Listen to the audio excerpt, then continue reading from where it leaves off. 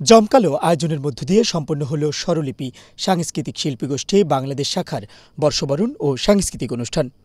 ২৭ April বিকেলে রাজধানীর কচিকাঁচা মিলনায়তনে এই অনুষ্ঠানের আয়োজন করে স্বরলিপি সাংস্কৃতিক শিল্পী গোষ্ঠী।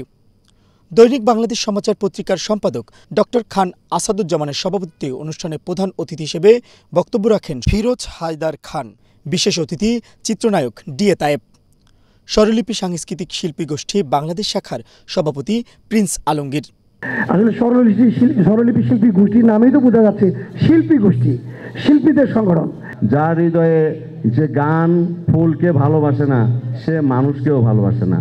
আর আল্লাহ মানুষকে ভালোবাসাটাই পছন্দ করে বেশি। একজন শিল্পী, একজন কবি, একজন সাহিত্যিক, তারা হলেন সমাজের সবচেয়ে পরিশীলিত, সবচেয়ে শুদ্ধতম, সবচেয়ে আলোকিত মানুষ।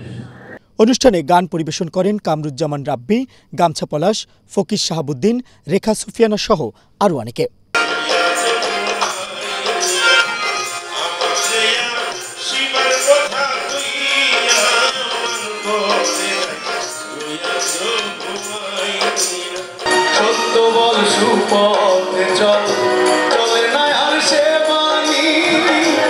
অনুষ্ঠানে বিভিন্ন ক্ষেত্রে অবদানের জন্য গুণীজনদের পুরস্কার প্রদান করা হয়।